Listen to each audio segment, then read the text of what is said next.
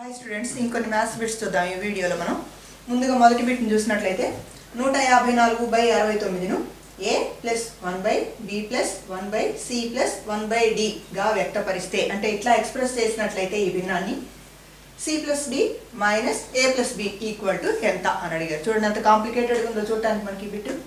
అంటే ఏంటి, దీనిలో ABCDలు ఉన్నాయి, వాటి విలువలు తెలుసుకుంటేనే మనం దీన్ని చేయగలుగుతాం అనమాట. ముందుగా ఈ భిన్నాన్ని ఇట్లా ఎక్స్ప్రెస్ చేయాలి. 154/69 అంటే 154ను 69తో భాగించి చూద్దాం. ముందు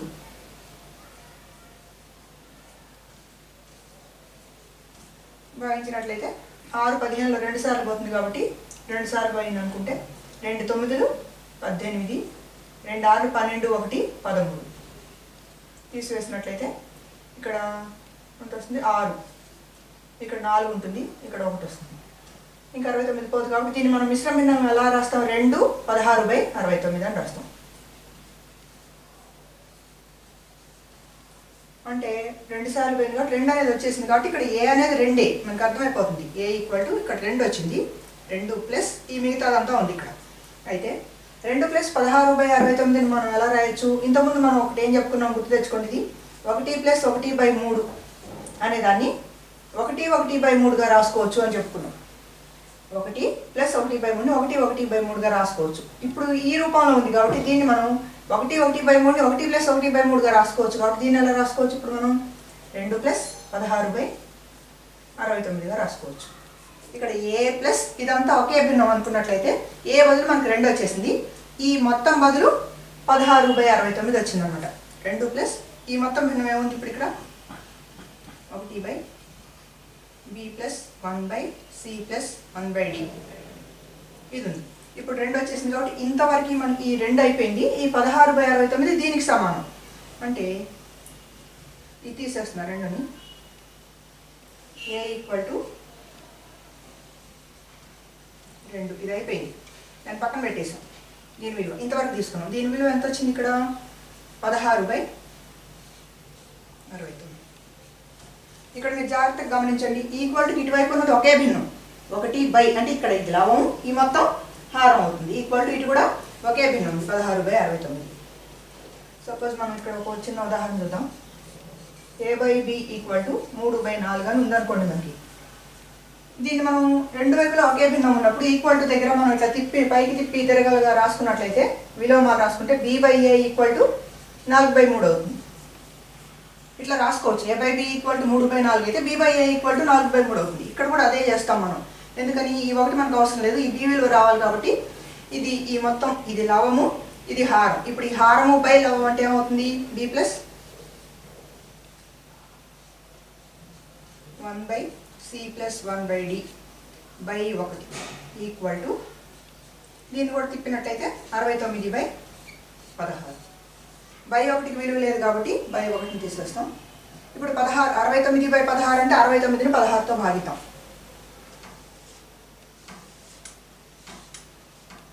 ఇదంతా మీకు అర్థం కావడం కోసం చెప్పేది, మీరు డైరెక్ట్గా నోట్తో చేయొచ్చు. 69/16 అంటే 16, ఇందులో 4 సార్లు పోతుంది. 16 4 64 తీసివేస్తే 5 వచ్చింది. ఇప్పుడు ఏమొచ్చింది, మిశ్రమ భిన్నం మనకి 4 5/16 అని రాస్తాం. దీన్ని మనం ప్లస్గా విడగొట్టినట్లయితే ఏమవుతుంది, పూర్ణ సంఖ్య 4 ప్లస్ భిన్నమేమో 5/16. దీని విలువ 4 ప్లస్ 5/16 వచ్చింది. అంటే ఇక్కడ b బదులు 4 వచ్చినట్టే, మనకి ఇక్కడ 4 వచ్చింది. b equal to 4, b plus 5/16 దేనికి సమానం, ఈ మిగిలిన ఇది 5/16, ఇది 4, ఇది 5/16. ఇంతవరకు చేస్తాం. దీన్ని మళ్ళీ 5/16 అనుకొని చేస్తాం. ఇదేంటి, ఇక్కడ 1/c plus 1/d equal to 5/16. ఇందాకలాగే ఏంటి, మనకి c కావాలి కాబట్టి ఇటు ఒక భిన్నమే ఉంది, ఇటు ఒక భిన్నమే ఉంది. ఇక్కడ లవం ఒకటి ఉంది, హారం c ప్లస్ 1/d ఉంది. ఈ భిన్నాన్ని తలకిందులు చేసినట్లయితే ఇది కూడా తలకిందులు అవుతుంది. అప్పుడు ఏమవుతుంది, ఇది c plus 1/d by 1 equal to 16/5. ఇక్కడ కూడా బై 1కి విలువ లేదు కాబట్టి బై 1ని మనం పరిగణలో కన్సిడర్ చేయమన్నమాట. 16/5 అంటే ఏం చేస్తాం, 16ని 5తో భాగిస్తాం. 5 ఇందులో 5 3 15 ఒకటి వచ్చింది. దీని మిశ్రమ భిన్నంగా రాస్తే ఏమొస్తుంది మనకి 3 1/5. దీన్ని మళ్ళీ ప్లస్ చేసినట్లయితే 3 + 1/5 వస్తుంది. C + 1/d = 3 + 1/5. అంటే మనకి ఏమర్థం అవుతుంది, ఇక్కడ C విలువ ఎంత వచ్చినట్టు 3, 1/d ఏమో 1/5 వచ్చినట్టు. C = 3, 1/d = 1/5. ఇక్కడ కూడా భిన్నాన్ని మనం తలకిందులు చేసినట్లయితే d/1 = 5/1. 1 విలువ లేదు కాబట్టి d = 5. ముందు మనకి ఇక్కడ a = 2 వచ్చింది, b = 4 వచ్చింది, c = 3, d = 5. ఈ 4 విలువలు ఉపయోగించుకొని c + d - a + b అడిగారు. c + d - a + b. c ఎంత వచ్చింది 3 ప్లస్ d ఎంత వచ్చింది 5. ఇది ఒక బ్రాకెట్లో మైనస్ a + b అంటే a 2 ప్లస్ b 4. 3 + 5 8 మైనస్ 2 + 4 6. 8 - 6 అంటే 2 అన్నమాట. ఇప్పుడు దీని విలువ 2 అవుతుంది. ఇది ఆన్సర్. ఈ భాగహారాలు ఇవన్నీ మీరు ఇది ఒకటి చేయొచ్చు, కానీ మిగతాయని మీరు ఈజీగా చేయొచ్చు. ఇక్కడ 16/5 అన్నప్పుడు 3 సార్లు పోతుంది కాబట్టి 3 1/5 వస్తుంది. ఇట్లా మెంటల్ క్యాల్కులేషన్ చేసినట్లయితే తొందరగా జవాబు వస్తుంది అనమాట. రెండో బిట్ చూద్దాం. x + 1/y + 1/z = 10/7 అయినా x + y - z = ఎంత? ఇందాక చూసిన లెక్క లాంటిదే అట్లానే ఉంది ఇది కూడా. x + 1/y + 1/z = 10/7. 10/7ని మనం ఏమనుకుంటాం, 10ని 7తో భాగించినట్లయితే ప్రతిసారి మీరు భాగించడం అవసరం లేదు, మీరు సొంతంగా చేయగలిగి ఉండాలి. ఒకసారి పోతుంది 7 1 7 తీసివేస్తే 3. 1 3/7 అని రాస్తాం దీన్ని. 1 3/7 అంటే ఏంటి, 1 + 3/7. ఈ రూపంలో x ప్లస్ ఈ భిన్నం, ఇక్కడ 1 ప్లస్ ఈ భిన్నం అంటే x విలువ వచ్చేసింది. x విలువ 1, ఈ మొత్తం భిన్నం విలువ 3/7. ఇక్కడ రాసేసుకున్నాం డైరెక్ట్. x = 1 ఇది వచ్చేసింది. దాన్ని పక్కన పెట్టేద్దాము. దీని విలువ 3/7 కాబట్టి అది రాస్తున్నాయి ఇక్కడ నేను. 1/y + 1/z = 3/7. ఇక్కడ ఈక్వల్ టు దగ్గర చూసినట్లయితే LHS వైపు ఒక భిన్నమే ఉంది, RHS వైపు ఒక భిన్నమే. ఒక భిన్నం అంటే ఇది లవము, ఈ మొత్తం హారం అనమాట. ఇప్పుడు ఏం చేస్తాం మనం, తలకిందులు చేసి రాస్తాం అంటే విలోమాలు రాసుకుంటాం. రాసుకున్నప్పుడు ఏమవుతుంది, y + 1/z, y ఒకటి రాయట్లేదు నేను, = 7/3. 7/3 అంటే 7ని 3తో భాగిస్తాం. భాగించక్కర్లేదు, ఊరికే మీకు అర్థం కావడం కోసం. 3 2 3 6 1 2 1/3 అవుతుంది. 2 1/3 ఏమని రాస్తాం, 2 + 1/3. దీని విలువ y + 1/z అంటే 2 + 1/3. చూస్తేనే అర్థం అవుతుంది మీకు, ఇక్కడ అన్ని డైరెక్ట్గా వచ్చేసింది ఇక. అంటే y బదులు 2 వచ్చేసింది. y బదులు 2 వచ్చింది. 1/z బదులు 1/3 వచ్చింది. చూడగానే అర్థమైపోతుంది. 1/z = 1/3 అయితే z = 3 అవుతుంది. ఈ 3 విలువలు వచ్చినాయి. మనం అడిగింది ఏంటి, x + y - z.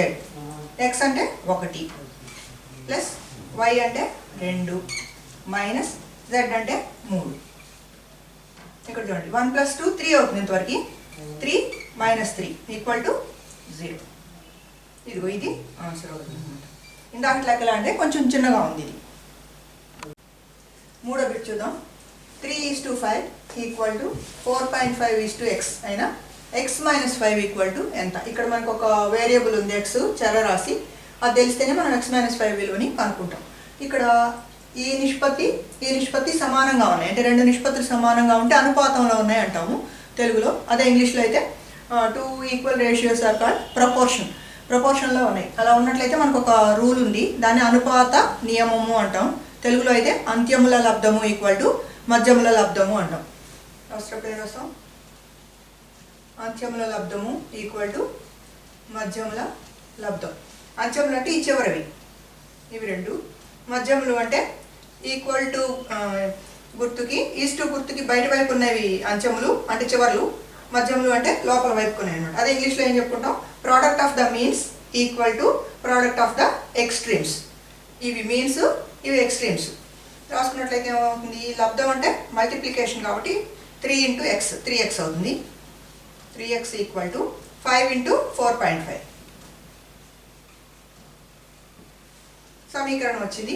ఎక్స్ విలువ రావాలంటే ఈ ఇంటూ 3ని అటు ట్రాన్స్పోజ్ చేస్తాం, తరలింపు చేస్తాం. 5 ఇంటూ 4.5 ఇంటూ 3 కాబట్టి ఇటు వస్తే బై 3 అవుతుంది. ఈ 3 అనేది 4.5లో పోతుంది. ఇందులో ఒకసారి, ఇందులో ఒక 3 15 ఉంటుంది. 0.5 1.5 టైమ్స్ పోతుంది. 5 ఇంటూ 1.5 15 5 7.5 పాయింట్ ఒక స్థానం తర్వాత పెట్టుకుంటే 7.5 ఎక్స్ ఈక్వల్ టు 7.5 వచ్చింది. మనం అడిగింది ఎక్స్ -5 అంటే దీంట్లోంచి ఒక 5 తీసేస్తాం. 5 అంటే ఇక్కడ తీసేయాలి, ఇక్కడ తీసేసేయాలి.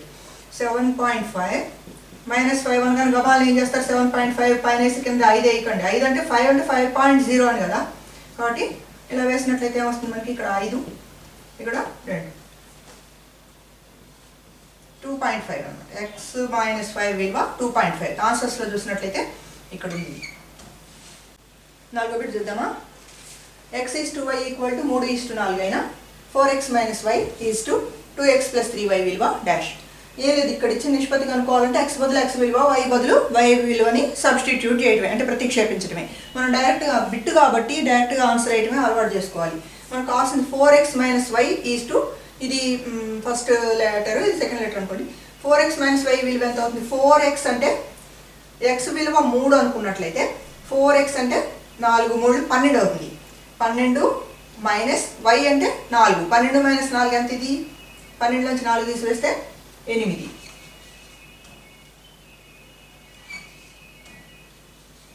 ఈజ్ టు 2x + 3y అంటే ఏంటి? 2x అంటే 2 ఇంటూ x, 2 ఇంటూ x 3 కాబట్టి ఇది 2 3 6 అవుతుంది. 3y అంటే 3 ఇంటూ y, 3 ఇంటూ y 4 కాబట్టి 3 4 12 అవుతుంది. ఇది 6 + 12 ఎంత? 18 అవుతుంది. 8:18. రెండు సరి సంఖ్యలు వచ్చినాయి. నిష్పత్తిని ఎప్పుడు కూడా కనిష్ట పదాల్లోనే సూచించాలి కాబట్టి ఈ రెండింటిలో ఒక ఎక్కం పోతుంది మనకి, రెండో ఎక్కం పోతుంది. రెండో ఎక్కంతో కొట్టేసినట్లయితే రెండో ఎక్కం ఇందులో 4 సార్లు, ఇందులో 9 సార్లు పోతుంది. కాబట్టి ఆన్సరు 4:9 అవుతుంది అనమాట. మీరు చేయండి. 4x - కంగారు తప్పులు చేయకుండా 4x - y అంటే ఎంత అవుతుంది? 4x అంటే 4 ఇంటూ x, x అంటే 3, 4x ఇది, మైనస్ y, y అంటే 4 ఈజ్ టు 2x అంటే 2 into x 3 plus 3y, 3 into 4. ఇట్లా తీసుకున్నట్లయితే 4 3 12 minus 4 is to 2 3 6 plus 3 4 12. 12 minus 4 8 is to 6 plus 12 18. Simplify చేసినట్లయితే ఇక్కడ 4:9, 2తో మనం డివైడ్ చేస్తాం అనమాట. ఇట్లా చేసుకోవచ్చు. లేదా మీరు స్పీడ్గా క్యాలిక్యులేట్ చేయగలరు అనుకుంటే డైరెక్ట్గానే వేసేసుకోవచ్చు. 5వ బిట్ చూద్దాం. ఒక అర్ధవృత్తం 14 సెంటీమీటర్ల భుజంగా గల చతురస్రంపై గీయబడింది. ఒక అర్ధవృత్తం గీయబడింది. అక్కడ 14 సెంటీమీటర్ల భుజం ఉన్న ఒక చతురస్రం మీద షేడ్ చేయబడిన ప్రాంతము చతురస్రంల వైశాల్యాల నిష్పత్తి అడుగుతున్నాడు. ఏ రెండు రాసుల నిష్పత్తి అడిగేది? షేడ్ చేయబడిన ప్రాంతాన్ని ఈజ్ టు చతురస్రం వైశాల్యం. ఈ రెండు మనం ఎలా కనుక్కోవాలి? ఈ షేడ్ చేయబడిన ప్రాంతం ఎందులో ఉంది? చతురస్రంలో ఉంది. మొత్తంగా లేదు. ఎంతవరకు లేదు అంటే ఈ అర్ధవృత్తం వరకు లేదు. కాబట్టి షేడ్ చేయబడిన ప్రాంతం వైశాల్యం రావాలంటే ఏం చేయాలి? మనం మొత్తం చతురస్ర వైశాల్యం కనుక్కొని దాంట్లోంచి ఈ ప్రదేశ వైశాల్యాన్ని తీసివేయాలన్నమాట. షేడ్ ప్రాంత వైశాల్యం ఇదంతా మీరు చేయొద్దు, అవగాహన కోసం. ఈక్వల్ టు చతురస్ర వైశాల్యం మైనస్ ఈ చతురస్రం నుంచి ఈ అర్ధవృత్త వైశాల్యాన్ని తీసేయాలి.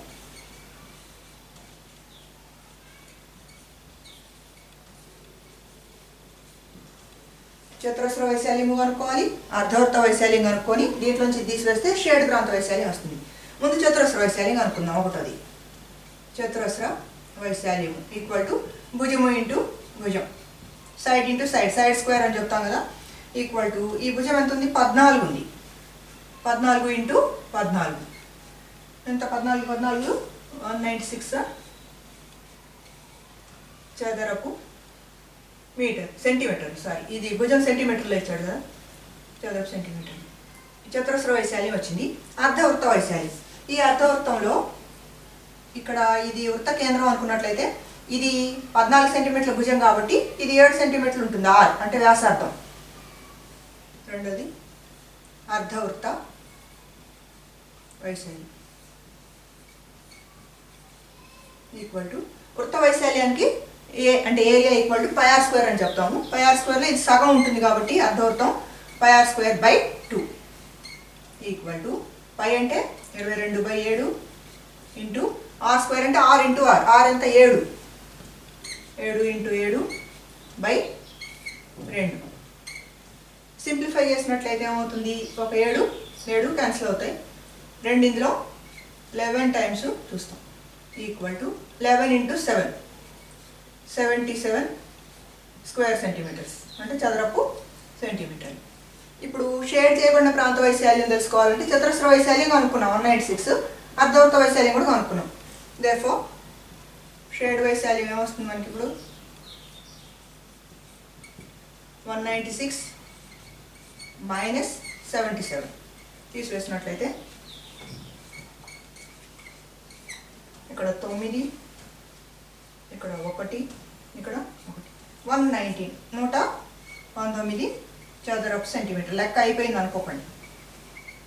ఏంటిది షేడ్ చేయబడిన వైశాల్యం. మనం అడిగింది ఏంటి, షేడ్ చేయబడిన ప్రాంతము చతురస్రముల వైశాల్యాల నిష్పత్తి అడుగుతున్నాడు.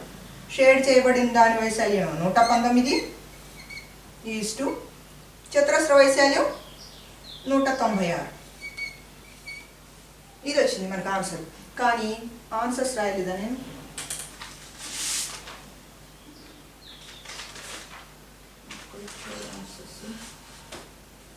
ఓకే సరే, ఆన్సర్స్ అవసరం లేదు. కానీ ఇలాంటి దీంట్లో ఆన్సర్స్లో ఇది లేదు. ఏం చేస్తాడంటే దీన్ని సింప్లిఫై చేయాలి మనం. నిష్పత్తి అనేది కనిష్ట రూపంలో ఉండాలి కాబట్టి ఇవి చూడగానే మనకి తొందరగా ఎక్కాలేని తోచవు. ఎందుకంటే ఇదేమో బేస్ సంఖ్య, ఇది సరి సంఖ్య. మనం 2తోనూ 4తోనూ పోతుంది అనుకోవడానికి లేదు. ఇట్లాంటి కాంప్లికేటెడ్ 119 రాగానే ఖచ్చితంగా మీరు 7తో చూడటం అలవాటు చేసుకోండి. దీన్ని సూక్ష్మీకరించాలంటే మనం 7తో చూసినట్లయితే 7 ఎన్నిసార్లు పోతుంది ఇందులో, 7 1 7 49 ఉంటుంది, 7 7 49 ఈస్టు ఇందులో 7 19లో 2 సార్లు పోతుంది, 7 2 14 పోతే ఇక్కడ 5 ఉంటుంది 56, 8 7 56, 17లో 28లో ఇంకే ఎక్కాలు పోవు. ఇవి ఏమంటారు పరస్పర ప్రధానాంకాలు కాబట్టి ఇది ఆన్సర్ అవుతుంది అనమాట. నేను ఆన్సర్స్ రాయలేదు, కాకపోతే మీకు వచ్చే ఆన్సరు ఇది. ఇక్కడ జాగ్రత్త అర్థం చేసుకోవాలి. మనం దేని నిష్పత్తి అడిగాడు, షేడ్ చేయబడిన ప్రాంతానికి చతురస్రానికి అడిగాడు కాబట్టి షేడ్ చేయబడిన ప్రాంతం రావాలంటే ముందు చతురస్రాన్ని కనుక్కొని దాంట్లోంచి అర్ధవృత్తాన్ని తీసివేస్తేనే వస్తుంది. అది కొంచెం ఒకసారి చేసి చూసుకోండి మీరు లెక్కని. 6వ బిట్ చూడండి. ట్రయాంగిల్ ఏబిసి ఒక సమద్విబాహు త్రిభుజం. అంటే మీకు తెలుసు కదా సమద్విబాహు అంటే 2 భుజాలు సమానంగా 2 sides are equal. AB equal to AC అంటే ఆ 2 ఈక్వల్ సైడ్స్ ఏంటి, ఒకటి ఏబి ఏసీ, ఇవి 2 ఈక్వల్గా ఉన్నాయి. మరియు యాంగిల్ ఏ 80 degrees అయినా angle C equal to dash 80 100 50 40 డిగ్రీలు ఇచ్చాడు. ముందు మనం ఇలాంటివి వచ్చినప్పుడు ఖచ్చితంగా ఒక డయాగ్రామ్ సింపుల్గా గీసుకున్నట్లయితే ఈజీ అవుతుంది. సమద్విబాహు త్రిభుజం కాబట్టి 2 sides ఈక్వల్ ఉంటాయి, 2 భుజాలు సమానం. AB equal to AC, AB భుజము ఏసీ భుజం సమానంగా ఉన్నాయంటే ఈ రెండింటిలో కలిసే అక్షరం ఏంటి, ఏ కదా. కాబట్టి ఏ అనేది శీర్షంగా తీసుకున్నట్లయితే ఈజీ అవుతుంది అన్నమాట. సమద్విబాహు త్రిభుజం గీస్తారు మీరు. ఇక్కడ ఏ తీసుకుంటాం, బిసి బేస్గా తీసుకుంటాం భూమిగా. అప్పుడు ఏబి ఈక్వల్ టు ఏసీ. ఇంకా ఏమి ఇచ్చారు, యాంగిల్ ఏ ఇది 80 degrees ఇచ్చారు. ఇది శీర్షం అనుకుంటాం, 2 సమాన భుజాలు కాకుండా మిగిలిన దాన్ని భూమి అనుకున్నాం అనుకోండి, బేస్. ఈ బేస్కి ఎదురుగా ఉన్న ఈ శీర్షకోణం 80 degrees ఉన్నట్లయితే ఈ ఇంకొకటి మీకు తెలిసిన విషయం ఏంటంటే 2 భుజాలు సమానంగా ఉంటే వాటికి ఎదురుగా ఉన్న కోణాలు కూడా సమానంగా ఉంటాయి. అంటే ఏబి భుజానికి ఎదురుగా యాంగిల్ సి ఉంది, ఏసీ భుజానికి ఎదురుగా యాంగిల్ బి ఉంది కాబట్టి ఇవి 2 సమానంగా ఉంటాయి. కానీ 3 కోణాలు మొత్తం ఎంత తెలుసు మనకి, ఏ త్రిభుజంలోనైనా 3 కోణాలు మొత్తం 180 degrees కదా, 180 degrees. అందులో ఒక కోణం 80 degrees ఉంది, మైనస్ 80 తీసేయండి 100 degrees ఉంటుంది కదా. ఇవి 2 కలిపి 100 degrees ఉంటాయి. కానీ ఈ 2 ఎలా ఉన్నాయి, సమానంగా ఉన్నాయి కాబట్టి 2 కలిపి 100 ఉన్నాయి, 2 సమానంగా ఉన్నాయంటే మనం బై 2 చేసినట్లయితే ఒక్కొక్కటి 50 degrees. ఇది లెక్క కూడా సేమ్ చేయవసరం లేదు. ఇక్కడ యాంగిల్ ఏ మనకి ఇచ్చిన కోణం ఏదో గుర్తుపడితే చాలు. ఏబి ఏసీ సమానంగా ఉన్నాయి కాబట్టి శీర్ష కోణమే ఇచ్చారు మనకి. అంటే బీసీ భూమి అవుతుంది, బీసీ సమానంగా ఉంటాయి కాబట్టి 100లోంచి 80 తీసేస్తే 180లోంచి 80 తీసేస్తే 100, రెండు సమానం కాబట్టి ఒక్కొక్కటి 50 డిగ్రీలు ఉంటాయి కాబట్టి మనకి ఆన్సర్ సి అవుతుంది. 7వ బిట్ చూద్దాం. షేడ్ చేయబడిన ప్రాంత వైశాల్యం ఎంత? ఇంకేం విలువలు ఇవ్వలేదు, డైరెక్ట్గా డయాగ్రామ్లోనే చూపించాడు. ఒక చతురస్రం ఉంది, 4 సెంటీమీటర్ల భుజం ఉన్న చతురస్రం. దానిలో ఈ చతురస్ర ఒక భుజం నుంచి ఎదుటి భుజం సెంటర్ వరకు ఒక త్రిభుజం గీసి దాన్ని షేడ్ చేశాడు. జనరల్గా మనకి తెలిసింది ఏంటి, చతురస్రంలో ఈ త్రిభుజం ఉంది, ఈ షేడ్ చేయబడిన ప్రాంతం ఎంత స్థలాన్ని ఆక్రమించింది, మొత్తం చతురస్రం వైశాల్యం కనుక్కొని దాంట్లోంచి ఈ రెండింటి వైశాల్యాలు తీసేస్తే సరిపోతుంది. కానీ అంత చేసే బదులు మనం ఒక సింపుల్ వే ఏంటంటే, అది చూడండి, ఇక్కడికి ఒక లైన్ గీసాను అనుకోండి,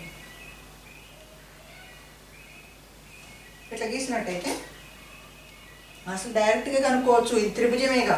త్రిభుజ వైశాల్యం సూత్రం మీకు ఐడియా ఉంది కదా, త్రిభుజ వైశాల్యం ఈక్వల్ టు హాఫ్ ఇంటూ భూమి ఇంటూ ఎత్తు, half into base into height, half BH అంటాం కదా దీన్ని, half BH base into height. దీనిలో డైరెక్ట్ విలువలు వేసుకుంటే వచ్చేస్తాయి. హాఫ్ ఇంటూ భూమి అంటే బేస్, ఈ బేస్ 4 సెంటీమీటర్స్ ఇంటూ ఎత్తు అంటే ఈ లంబ దూరం, శీర్షం నుంచి ఎదుటి భుజానికి ఉన్న లంబ దూరాన్ని మనం ఎత్తు లేదా ఉన్నతి లేదా హైట్ అంటాం కదా. ఇది కూడా 4 సెంటీమీటర్స్, ఎందుకంటే ఇది 4 సెంటీమీటర్స్ కాబట్టి ఇది కూడా 4 సెంటీమీటర్స్. దీన్ని సింప్లిఫై చేస్తే ఈ రెండు ఇందులో ఒకసారి, ఇందులో 2 సార్లు, 2 4లు 8, ఈజీగా వచ్చేసింది. 8 స్క్వేర్ సెంటీమీటర్స్ అంటే 8 చదరపు సెంటీమీటర్లు అన్నమాట దీని వైశాల్యం. అట్లా కాకుండా ఇంకో రకం కూడా చూసుకోవచ్చు. ఈ మొత్తం చతురస్ర వైశాల్యం 4 4 16 మైనస్ దాంట్లో ఇప్పుడు ఇంతవరకు ఈ దీర్ఘ చతురస్రంగా తీసుకున్నట్లయితే ఇది కర్ణం అవుతుంది. ఈ కర్ణం దీన్ని 2 సమాన భాగాలు చేస్తుంది. అట్లే ఈ కర్ణం ఈ దీర్ఘ చతురస్రాన్ని 2 సమాన భాగాలు చేస్తుంది. ఈ 2 సమాన భాగాలు కలిసి ఒకదాని వైశాల్యానికి సమానం అవుతాయి. అప్పుడు ఇదేమవుతుంది, ఇక్కడ నుంచి ఇక్కడికి 2 కాబట్టి ఇది 4 2 8, దాంట్లోంచి ఒక 8 తీసేస్తే సరిపోదు. ఇవి రెండు కలిపి ఒక దీర్ఘ చతురస్రానికి సమానం కాబట్టి ఇట్లా తీసుకున్నా మీకు 8 వస్తుంది అనమాట. డైరెక్ట్ సూత్రంలోనే వస్తుంది. 8వ చూద్దాం. ఒక చక్రం వ్యాసం 35 సెంటీమీటర్లు, చక్రం అంటే సర్కిల్ అయినా దాని చుట్టూ కొలత dash 110 centimetres, 220 centimetres, 95 centimetres, 100 centimetres. చక్రం అనగానే మనకి సర్కిల్ అనేది అర్థం అవుతుంది. ముందు ఇది అనుకోండి సర్కిల్, వ్యాసం ఇచ్చారు, వ్యాసం అంటే డయామీటర్, డి విలువ ఇచ్చాడు. ఇది డి ఈక్వల్ టు 35 సెంటీమీటర్స్ అంటే ఆర్ ఎంత అవుతుంది, ఇందులో సగం 17.5 అంతేనా, 17.5 సెంటీమీటర్స్. అయితే చుట్టుకొలత, వృత్తానికి చుట్టుకొలత సూత్రం ఏంటి, మనకి చుట్టుకొలత అంటే పెరిమీటర్. మామూలుగా ఏదైనా ఒక వస్తువుకి అయితే మనం పెరిమీటర్ అంటాం, వృత్తం కాబట్టి సర్కంఫరెన్స్ అంటాం. సర్కంఫరెన్స్ వృత్త పరిధి.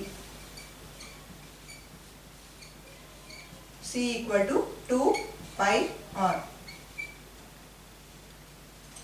2πr ఇందులో ఏమున్నాయి, 2 ఇంటూ π ఇంటూ r అంటే 2 r's ఉన్నాయి ఇందులో. 2 ఇంటూ r ఇంటూ π ఎట్లా రాసుకున్నా ఒకటే. a into b into c అన్నా, a into c into b అన్నా ఎలా రాసినా ఒకటే. ఇక్కడ 2r, ఈ 2r బదులు మనం d రాసుకుంటాం. d రాసుకుంటే అప్పుడు πd అవుతుంది అనమాట.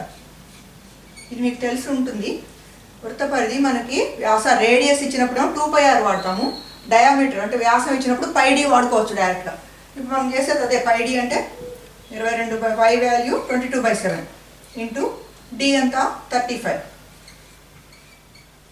దీన్ని సింప్లిఫై చేస్తే ఈ 7తో మనం డివైడ్ చేసినట్లయితే 7 5 30 ఈక్వల్ టు 22 ఇంటూ 5. 5 2 10, మళ్ళీ 5 2 10, ఇందాక 1 11, 110 సెంటీమీటర్స్ అవుతుంది అన్నమాట. Answer first one. వృత్త పరిధి C equal to 2πr are πd. గుర్తుపెట్టుకోండి, ఆర్ ఇస్తే మనం 2πr వాడతాం ఈజీగా ఉండటం కోసం, πd వాడతాం. మళ్ళీ d అంటే 2r కాబట్టి 17.5 వేసుకొని అదంతా చేసుకోవాల్సిన అవసరం లేదు. ఇంకో బిట్ చూద్దాం. 5/3 to the power minus 5 into 5/3 to the power minus 11 equal to 5/3 to the power minus 4x అయినా x equal to dash. మీకు ఎక్స్పోనెంట్స్ వాటిలో ఘాతాంకాల్లో లెక్కలు అనమాట. ఇది కనుక్కోవాలంటే ఇక్కడ లెఫ్ట్ సైడ్ LHS వైపు మనకి 2 ఉన్నాయి పవర్స్, 2 పవర్స్ ఉన్నాయి, ప్లస్ మధ్యలో ఇంటూ ఉంది, ప్లస్ బేసెస్ సమానంగా ఉంది, భూములు సమానంగా ఉండి ఇంటూ ఉన్నప్పుడు ఘాతాంకాలు కూడతాం. మీకు ఒక రూల్ ఉంది కదా, ఒక లా, ఎక్స్పోనెంట్స్లో మీకు లాస్ ఉన్నాయి. అదేంటంటే a⁴m into a⁴n equal to a⁴m + n. అంటే బేస్లు ఈక్వల్గా ఉండి ఇంటూలు ఎన్ని ఉన్నా కానీ ఒక బేస్ తీసుకొని పైన ఉన్న ఎక్స్పోనెంట్స్ని కూడతాం, ఘాతాంకాలను కూడతాం అనమాట. ఇక్కడ కూడా అదే అప్లై అవుతుంది. ఇక్కడ బేస్ 5/3, ఇక్కడ కూడా బేస్ 5/3, మధ్యలో గుణకారం ఉంది కాబట్టి ఒక బేస్ తీసుకుంటాం 5/3 టు ది పవర్ ఈ ఎక్స్పోనెంట్స్ m ప్లస్ m ఈ రెండింటిని కూడతాం, అంటే -5 ప్లస్ -11 ఈక్వల్ టు ఇది మామూలుగా రాసుకుంటాం 5/3 టు ది పవర్ -4x. దీన్ని సింప్లిఫై చేస్తే ఏమొస్తుంది, ఇక్కడ 5/3 టు ది పవర్ -5 ప్లస్ -11 రెండు మైనస్లు ఉన్నట్లయితే నెగిటివ్ నెంబర్స్ రెండు ఉంటే కూడతాం, ఏమవుతుంది అప్పుడు అది -16 -11 -5 -16 equal to 5/3 to the power -4x. ఇక్కడ చూసినట్లయితే ఇక్కడ ఒక పవర్ ఉంది, ఇక్కడ ఒక పవర్ ఉంది, రెండు ఈక్వల్గా ఉన్నాయి. రెండు పవర్స్ ఈక్వల్గా ఉండి రెండు బేసెస్ ఈక్వల్గా ఉంటే వాటిని వదిలేస్తాం మనం. అప్పుడు ఏమవుతాయి, ఈ ఎక్స్పోనెంట్స్ కూడా ఈక్వల్ అవుతాయి అనమాట. ఎలా, a/m ఈక్వల్ టు a/n అనుకోండి. ఇక్కడ ఉన్న రెండు పవర్స్లో బేసెస్ సమానంగా ఉన్నాయి, రెండు మొత్తం పవర్స్ సమానంగా ఉన్నప్పుడు ఏం చేస్తాం, ఈ రెండింటిని వదిలేసి m ఈక్వల్ టు n అవుతుంది. అప్పుడు భూములు సమానంగా ఉంటే ఘాతాంకాలు కూడా సమానం అవుతాయి. ఇక్కడ రెండు భూములు సమానంగా ఉన్నాయి కాబట్టి రెండు భూములు వదిలేస్తాం, ఘాతాంకాలు సమానం అంటే ఏంటి, -16 ఈక్వల్ టు -4x. సమీకరణాల్లో మనం సాధారణలో ఏం చెప్పుకున్నాం, ఈక్వల్ టు అటు ఇటు ఒకే రాస్తున్నప్పుడు అటు ఇటు మైనస్ ఉంటే రెండు క్యాన్సిల్ చేసుకోవచ్చు. 4x equal to 16, x equal to 16/4. 4x అంటే 4 ఇంటూ x కాబట్టి ఇంటూ 4ని ఇటు తరలింపు చేస్తే 4 అవుతుంది. దీన్ని 4తో మనం సింప్లిఫై చేసినట్లయితే 4 టైమ్స్ పోతుంది కాబట్టి x ఈక్వల్ టు 4 అవుతుంది అన్నమాట. ఇది ఆన్సర్. ఇక్కడ రూల్స్ గుర్తుపెట్టుకోవాలి. రూల్ ఎక్స్పోనెంట్స్లో ఉన్న లాస్ట్ చదువుకోండి మీరు. a/m into a/n equal to a/m plus n అంటే భూములు సమానంగా ఉంటే ఇంటూ ఉన్నప్పుడు ఎన్ని భూములు ఉన్నా భూములు సమానంగా ఉంటే ఘాతాంకాలు కూడుకుంటాము ఒక భూమి తీసుకొని. 10వ లాస్ట్ బిట్ చూద్దాం. ఇవన్నీ ప్రీవియస్ పేపర్స్లో వచ్చిన కొన్ని bits. 8% of 400 minus 4% of 800 plus 1% of 500 equal to ఎంత, 10, 20, 4, 5. 8% ఆఫ్ 400 అంటే 400లో 8%. 400లో 8% డైరెక్ట్గా వేసుకున్నాం అక్కడ మనం. 400లో అంటే 400 ఇంటూ 8% అంటే 8/100, శాతం అంటే 100. ఇది మొదటి దానికి బ్రాకెట్లో పెట్టేద్దాం. మైనస్ 4% ఆఫ్ 800 అంటే 800లో 4% అంటే 800 ఇంటూ 800లో 4%, 4/100.